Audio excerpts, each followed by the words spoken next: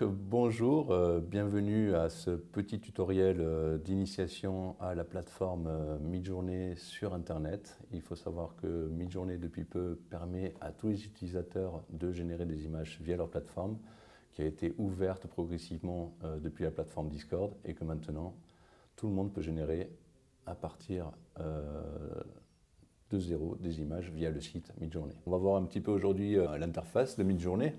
Sommairement, sans rentrer trop dans les détails, mais on va pouvoir faire un passage sur à peu près tous les paramètres. Je vais vous présenter ça. La plateforme Midjourney maintenant qui est accessible sur le net à tout le monde. Midjourney a mis en place son site web depuis le mois d'octobre, il me semble, 2023, et a laissé les gens s'en servir de manière progressive. Au début, il fallait avoir fait 10 000 images pour pouvoir se servir du site, puis 5000, puis 1000.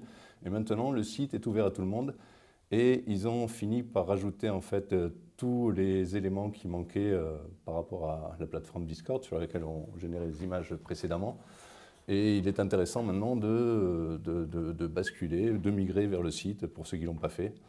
Donc je suis ici sur la page d'accueil du site et je suis sur l'onglet Explorer. Explorer où on peut venir voir en fait toutes les images qui ont été générées par la communauté. On peut les classer différemment en random, donc de manière aléatoire. On peut regarder ce qui est hot, donc les images les plus appréciées par la communauté, les images les plus appréciées par jour, par semaine ou par mois. Une fois que vous êtes en train d'explorer, vous pouvez, si les images vous plaisent, rentrer dans l'image. Alors je vous conseille souvent de rentrer dans l'image pour regarder les prompts. C'est comme ça qu'on va un peu s'améliorer dans le prompting. C'est regarder un peu ce que font les autres personnes. Ici, on peut voir le prompt, on peut voir tous les paramètres qui ont été utilisés dans le prompt. Si on veut avoir des images ressemblantes, donc graphiquement à cette image, on peut venir sur la petite loupe ici. Et on va aller sur une page d'images en fait qui ont une relation certaine avec l'image qu'on a choisie. Donc là on retrouve en fait des images de flou. On peut le faire soit en rentrant dans l'image ou même en venant ici, la petite loupe en bas de l'image va faire la même action, va nous amener sur d'images ressemblantes à l'image qu'on a choisie. Si on rentre dans l'image, on va pouvoir même venir ici copier le prompt. On va pouvoir copier l'image URL. On pourra s'en servir pour des images de référence. On peut venir liker l'image. Donc si on like l'image, ici dans Explore, on a No Like. Donc l'image, on la retrouve ici. Et tous ces likes, en fait, vont générer, avec des paramètres de ranking que je vous expliquerai tout à l'heure, votre code de personnalisation. Maintenant, il y a un code de personnalisation. Midjourney essaye de comprendre vos goûts et essaye de les infuser via un code de personnalisation qui est une commande 2-P que je vous montrerai tout à l'heure. Donc toujours dans cet onglet Explore, on peut par exemple venir copier le prompt s'il nous plaît. On peut le coller ici et on peut venir le modifier. Par exemple, je veux la même photo, qui ressemble, mais pas en black and white, plutôt en couleur. Je vais modifier le prompt en amenant ici un petit mot couleur.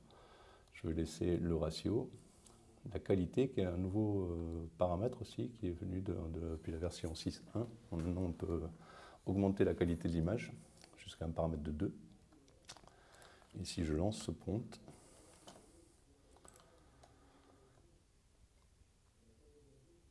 voilà, je vais avoir des images qui vont ressembler à l'image que j'avais sélectionnée, avec ce coup-ci des couleurs, donc des couleurs pastel. Je suis ici donc dans l'onglet Create, okay, donc c'est l'onglet qui va me permettre de créer des images et de taper des prompts. Donc un prompt, c'est quoi? C'est une ligne de commande qui va me permettre en fait de générer l'image. Une manière très basique de prompter en structure, ça va être en premier, donc il faut savoir que Midjourney va prêter une attention particulière à tout ce qui est au début du prompt. Donc là, je peux dire le format, est-ce que ça va être une illustration, est-ce que ça va être une photo, est-ce que ça va être un dessin, le sujet de mon image, donc ça peut être un chien, ça peut être un homme, ça peut être ce que vous voulez, les détails, la stylisation. Donc la stylisation, ça peut être avec quel appareil photo vous avez pris la photo, ou bien quelle est l'heure de la journée, est-ce que c'est du golden hour, est-ce que c'est le matin, est-ce que c'est en plein soleil, et les paramètres qu'on verra plus tard qui vont servir en fait à affiner votre image. Donc si je reprends ici la structure de prompt, je peux dire que je vais faire une photo d'un chien sous un arbre à la golden hour, et dans les paramètres, on va modifier par exemple le ratio de l'image. Donc je vais venir ici, je vais dire, donc on va prompter en anglais. Pour ceux qui auraient des petits problèmes en anglais, je vous conseille un site de traduction qui s'appelle DeepL, qui est très pratique en fait pour traduire vos prompts. Et donc je vais dire ici a dog under a tree golden hour. Et dans les paramètres, je vais faire un format 16 neuvième, AR 16 9. Voilà. Donc, c'est parti pour mon prompt. Voici mon chien en golden hour sous mon arbre avec le paramètre de 16 neuvième qui a été respecté. Donc, c'est une image que je pourrais utiliser, par exemple, en vidéo pour l'animer avec un moteur de génération de vidéo. Je peux également organiser toutes les images, parce que vous allez voir que très vite, en fait, vous allez avoir des milliers d'images sur votre mur. Et donc, via ce petit onglet Organiser, on va pouvoir mettre des filtres. On va avoir, par exemple, les images qui sont carrées, les images qui sont plutôt rectangulaires, les versions. On peut les filtrer par la version, par exemple, 4. Okay. La version 2.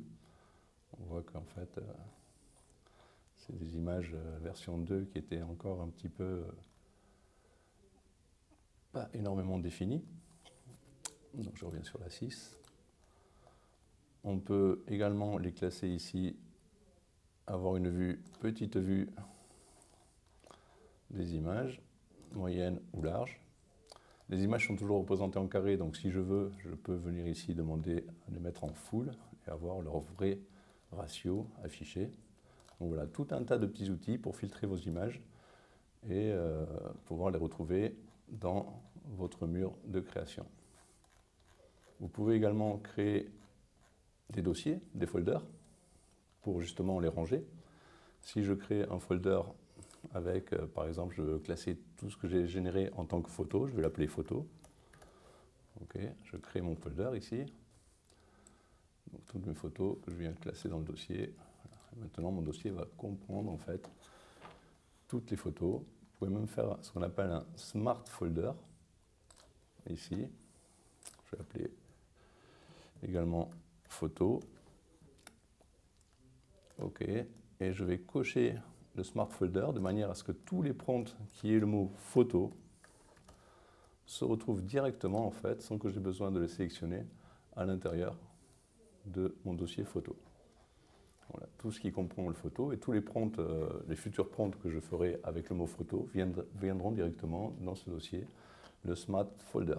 Vous avez également une section chat ici, qui est directement reliée au salon Discord de chat. En fait, c'était sa fonction première, Discord, hein, de chatter. On pouvait donc inviter le bot Midjourney et on pouvait chatter avec les autres participants. Vous avez un général KO. Où vous pouvez également faire ici des prompts. Donc, le dog, tout simple. Je fais un prompt tout simple. Je vais lancer.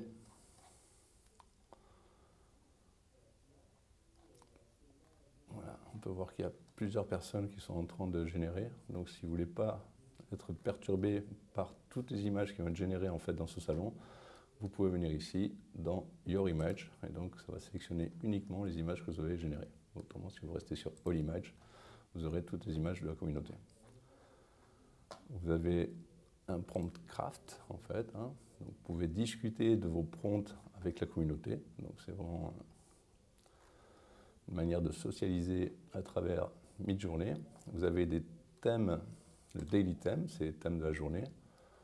Par exemple, aujourd'hui, vous l'avez ici, le thème, c'est Have Mine. Okay.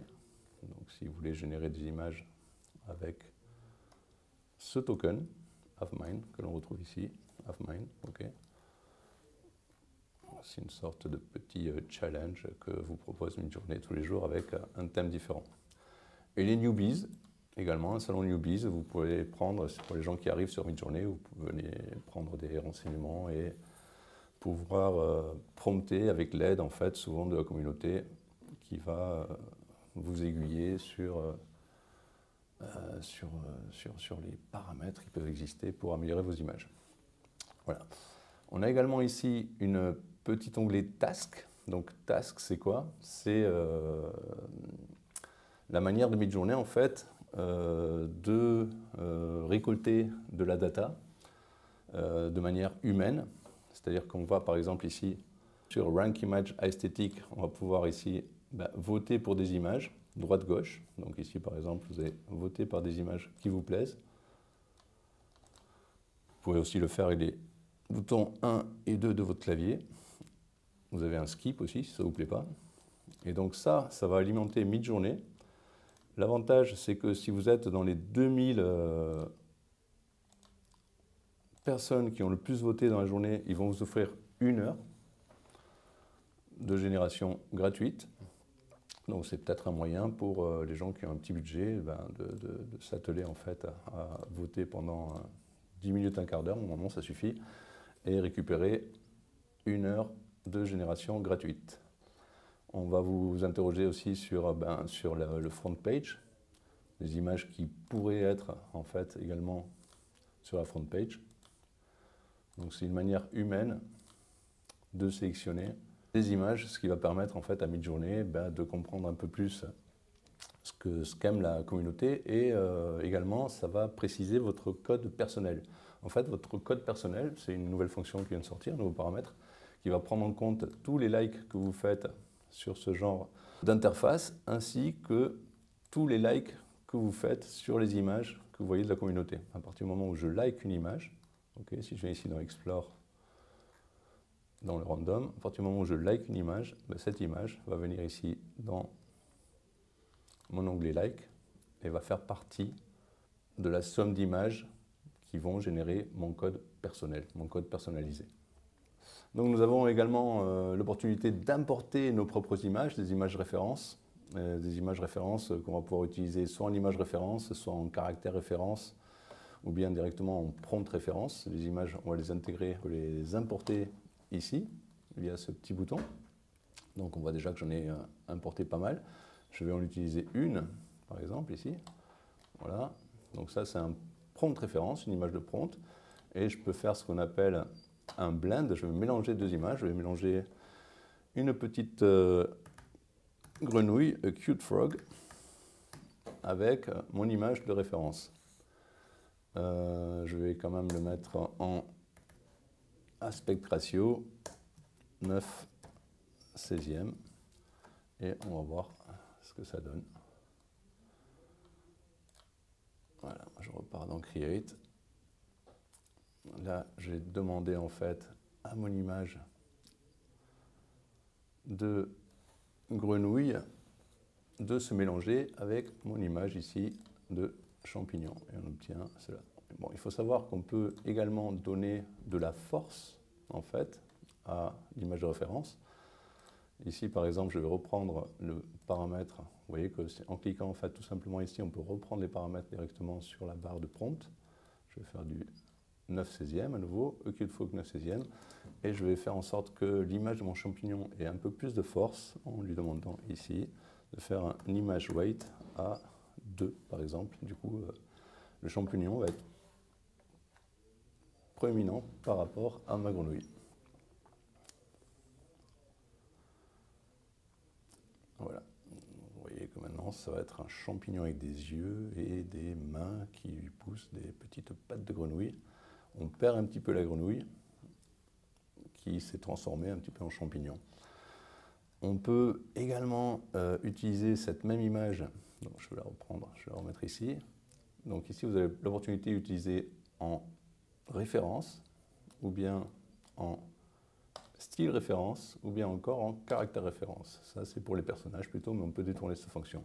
Si j'utilise en style référence et que je demande ici a cute frog à nouveau, on va voir que, à nouveau, je vais faire un aspect ratio de 9/16.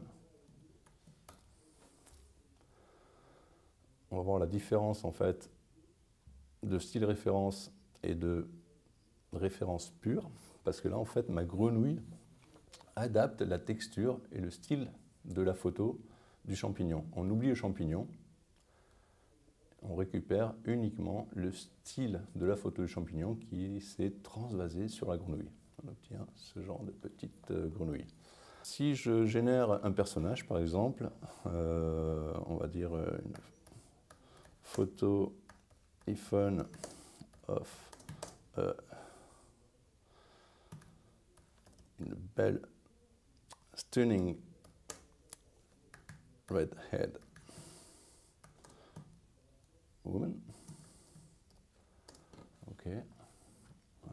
Donc je vais augmenter le réalisme en mettant ici du style raw. Je vous expliquerai ces paramètres juste en suivant. Ok. Donc je vais faire un format à nouveau AR de 9/16.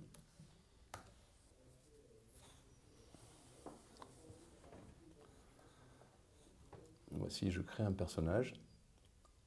Et maintenant, c'est un personnage que je peux faire en sorte de devenir récurrent en prenant la photo. Je vais la glisser ici. Donc on avait l'image référence, on avait le style référence, le SREF, et on a également le caractère référence, c'est le CREF. Donc je vais venir ici cocher CREF. Donc je vais essayer d'émuler en fait à nouveau mon personnage. Et je vais dire un full body shot of a red-head woman playing tennis, par exemple. Ok, je suis toujours en style raw. Ok, et je lance mon prompt. Et donc je vais récupérer le personnage sur une action de joueuse de tennis, par exemple, comme ceci. Je peux en faire ce que je veux. Je peux récupérer également ce personnage. Je vais refaire le prompt, full body shot of red-head woman. Et je ne vais pas lui demander de player de tennis, je vais lui demander avec des permutations. Donc je vais lancer plusieurs prompts. Playing soccer, c'est un logiciel américain, en Pixar style. Et encore un Planet Mars. Voilà, avec des permutations en fait. Ici, ce prompt-là, je vais le lancer 3 fois avec mon personnage qui joue du football, mon personnage en style Pixar et mon personnage sur la planète Mars. Je lance ici donc 3 prompts.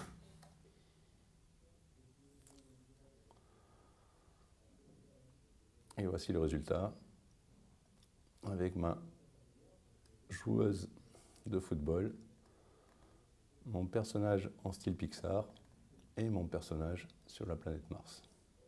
Au niveau des paramètres justement, on va voir ici qu'on peut modifier la taille, l'aspect ratio, on appelle ça, la taille de mon image. Donc ici, je peux venir sur des ratios plus carrés, plus allongés. Si jamais le ratio que vous voulez n'existe pas, vous pouvez venir le rajouter à la main ici. Si je veux du 4/2 ou du 5/2, je peux venir le faire directement, un format plus allongé. Je peux me mettre donc en mode standard, donc c'est le mode un peu mid-journée. Si vous voulez enlever tous les filtres mid-journée, je vous conseille, si vous faites du réalisme, de passer en mode RAW. Les versions, je peux venir travailler sur toutes les versions existantes. Enfin là, je n'ai que jusqu'à 5.1, mais si vous le mettez en paramètre, vous pouvez aller jusqu'à la version 1. Vous avez votre code personnalisé ici, dont je vous parlais tout à l'heure. Il peut être en on ou en off. Nous avons une partie esthétique avec la stylisation mi-journée. Ça, c'est un paramètre qui est par défaut à fond, à 100. Vous pouvez le pousser jusqu'à 1000 ou le redescendre si vous ne voulez pas du tout d'esthétique mi-journée. Vous avez un paramètre Weirdness. Donc le Weirdness, en fait, c'est le paramètre qui va vous donner un peu un aspect étrange. Donc si vous voulez un petit peu de surprise sur vos prompts, vous pouvez rajouter ici du Weirdness. Et également, vous avez à chaque fois une génération de 4 images. Donc si vous voulez un peu de variété dans les 4 images, si vous ne voulez pas que les 4 images en fait, soient consistantes, mais si vous voulez avoir de la variété à l'intérieur des 4 propositions que va vous faire Midjourney, vous pouvez monter le paramètre variété ici pour avoir un petit peu des images qui vont être distinctes les unes des autres. Il ne faut pas le montrer trop fort. Si vous le mettez à 20, déjà, vous aurez quelque chose de différent. Ensuite, on a les modes de vitesse de génération. Donc par défaut, vous êtes sur un mode fast. On peut le passer en mode turbo, donc ça ira, les générations iront beaucoup plus vite. Il faut savoir qu'en règle générale, une image met à peu près 30 secondes à être générée. Si vous passez en mode turbo, ça va mettre 10 secondes, mais vous paierez le double de crédit. Et vous avez également un mode relax, c'est l'ancien mode tortue dans Discord, qui lui va mettre à peu près 5 minutes à être généré. Donc c'est des images qui vont être générées très lentement, mais qui a l'avantage d'être gratuites. Donc vous pouvez générer comme ça autant d'images que vous voulez de manière gratuite, à partir du moment où vous avez un forfait, pas le premier prix il me semble, mais à partir du second prix, vous avez accès à ce mode relax. Vous bénéficiez aussi d'un mode Stills ici, si vous ne voulez pas que vos images, donc là pour le coup, il faut regarder également dans les forfaits que vous pouvez générer, que vous pouvez gérer ici dans Manage Subscription. Voilà, on peut voir ici, dans les forfaits, on peut voir que le Basic Plan ne vous donne pas accès à des générations gratuites qui apparaissent à partir du Standard Plan à $30 par mois, Unlimited Génération Relaxed. OK, donc ça c'est pour générer des images de manière gratuite. Et à partir du Pro Plan, vous pouvez avoir des images qui n'apparaîtront pas sur votre mur en mode Stills pour les gens qui n'ont pas envie de faire en sorte de partager leur travail, ce qui est tout à fait compréhensible. Vous pouvez à partir de $60 par mois passer en mode Stills et cacher vos générations sur le mur public. Donc une fois que vous avez créé votre image avec votre prompt, là donc je suis sur mon personnage roux que j'ai placé en train de jouer au tennis, au football, en Pixar et sur la planète Mars. J'ai également d'autres options. Dès que je sélectionne mon image, je vais pouvoir venir ici faire des variations subtiles de l'image. Donc ça va garder en fait le personnage avec peut-être un mouvement de tête un peu différent ou des variations un peu plus fortes, variations strong. Et il faut savoir qu'en règle générale, les créations que vous faites ne dépassent pas les 1500 pixels de côté. Donc si vous voulez faire de l'upscale pour arriver à peu près à 2800 pixels, c'est possible. Avec des upscales ici de manière subtile. Donc je vais avoir un peu la même image upscalée ou de manière créative. Donc l'upscale créative va donner un peu plus de détails dans votre image. Vous avez également la possibilité de faire du remix. Donc ici, si je fais un remix subtle ou un remix prompt, j'aurai l'opportunité ici de venir modifier mon prompt. Okay. Le remix est une fonction qui va rappeler votre image avec la possibilité de la modifier dans le prompt. Je peux faire du pan, donc augmenter la taille de mon image vers le haut, vers le bas ou bien sur le côté. Donc si je veux effectivement panoter ici, par exemple, gagner un petit peu d'espace sur la droite de mon personnage, je vais pouvoir faire un pan vers la droite.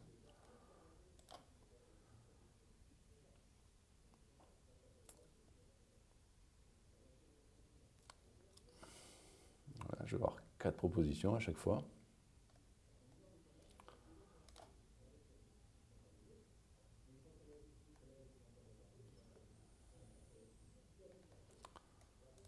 OK.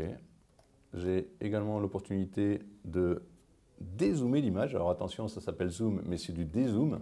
Je peux faire un dézoom x 1,5 ou un dézoom x 2. Donc je vais dézoomer 2 fois dans l'image.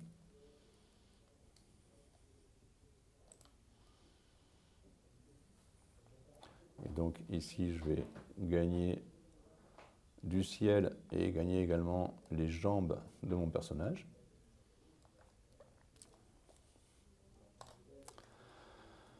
Je peux relancer mon prompt et il y a également une nouvelle fonction ici qui manquait, qui vient de paraître là il y a un mois de ça, nous sommes en septembre 2024, la fonction Editor, dont je vais vous faire un tout petit tutoriel juste après celui-là.